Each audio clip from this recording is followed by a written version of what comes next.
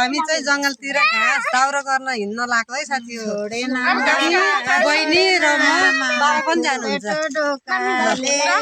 हामी चाहिँ अब जंगलतिर जाँदैछौँ घाँस दाउरा गर्न ल है त। अब जंगलमा गसी देखाउँछौँ है साथीहरुलाई। साथी हामी चाहिँ जंगलभित्र छिरिसक्यौँ है घाँस काट्नलाई। वन जंगलतिर छिरिसक्यो। खै त आमा खै आमा आमा लान छिटो खै कता पाइन्छ त घाँस हौ खान्छु कता पाइन्छ घाँस हो पहिलाको जसरी अझ त घाँस पाउनु पनि गाह्रो है।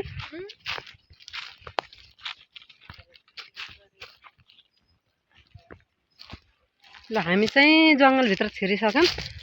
चाल्ने सिक्नु रहेछ नि कान्छी।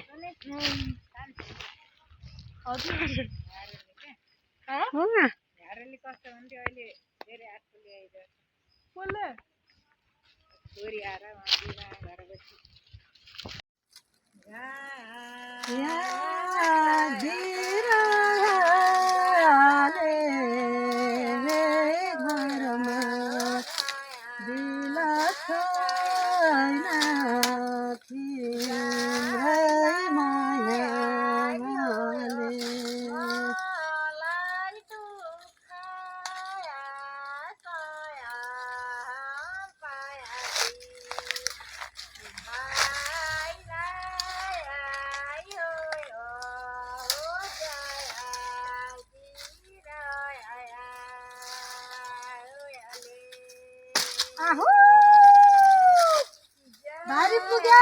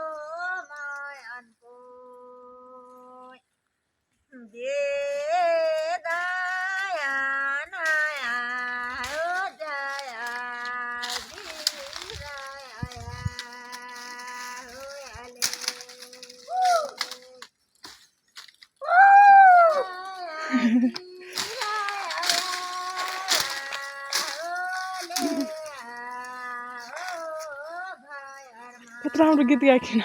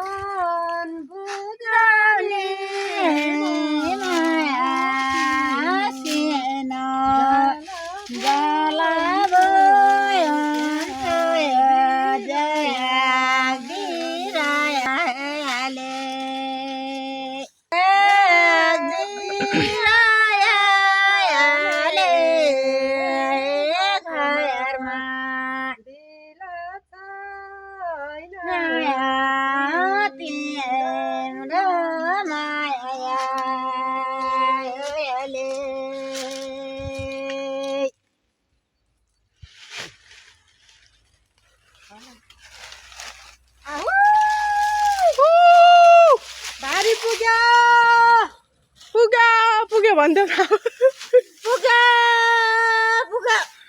घाँस आइरहन्छ यहाँ पुरो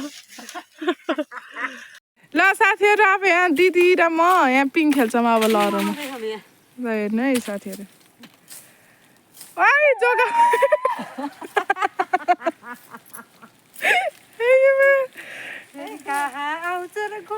र यो बालपनको उमेरा होइन अब फेरि कहाँ आउँछ र घुमेर यो 40 वर्षको उमेरा भनौँ क्या बरु ल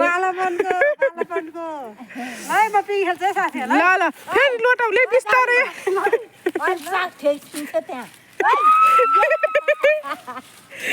किन खेलिनु भनेर मचेको त म छिटो छिटो छिटो ल भएन यो त भएन भएन ल साथीहरू म जान्छु है त अब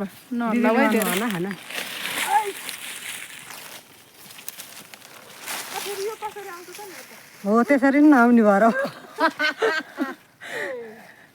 माथि केमा आउँछ त धान लिन्छ माथि उसो त्यो घाँसको घाँस मात्रै आउँछ यता जान्न जान्दिन त्यो त भन्ने के हो तिमीले त्यता जान्छ होला ल घाँस मात्रै आउँछ घाँस हारेको कि पिङ खेलेको त्यहाँ घाँस मात्रै आउँछ आमा जाने खेल्न आमा पिङ खेल्न जाने हो आमा छोरीले तानो न त्यो घाँसै आउँछ क्या घाँसको लहर हो क्या त्यो तानो त पिङ खेल्ने भनेको फेरि लोटिन्छ कि डर लाग्यो तिमी आउँछौ ल म यहाँ आउँछु त ल यस्तरी हल्का यता सट्ट जान पाएँ आमा समातिर है त्यो मैले सकिनँ है साथीहरू ल जाऊ त तिमी ओ आमा पिङ खेल्न के हो हुँदैन हुँदैन आमा ल ल ल खै दिदीलाई छोडिदेऊ त एकचोटि निहुरो पाउनु भयो आमाले फेरि होइन तरकारीको सोच पनि गर्छन् कि साथीहरू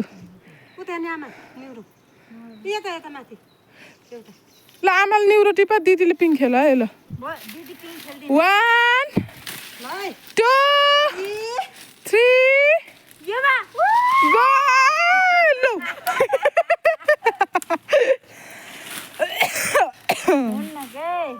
कस्तो रमाइलो भयो नि त पिङ खेल्दा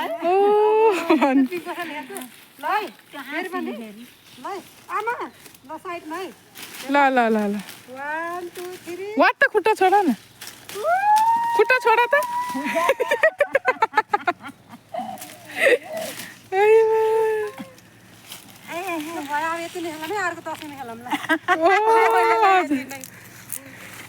थेचरी 12 वर्षको ज्वरो आयो क्या खै कस्तो हेर्नु ल ल ल ल भारी चाहिँ पुगिसक्यो है मेरो चाहिँ अब चाहिँ घरतिर लाग्नुपर्छ ल यही हो घाँसको भारी साथी हो ल अब चाहिँ घरतिर लाग्नुपर्छ आफू ल्यायौ कता हो बाटो आमा यताबाट उता रोड देखेको त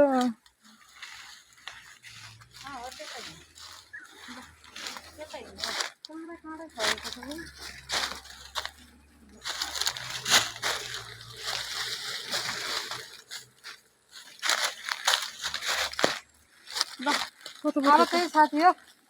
हामी जङ्गलबाट निस्कन अलिक गाह्रो होला जस्तो छ काँडै काँडा बाटो पनि नचिनिएला ओ लो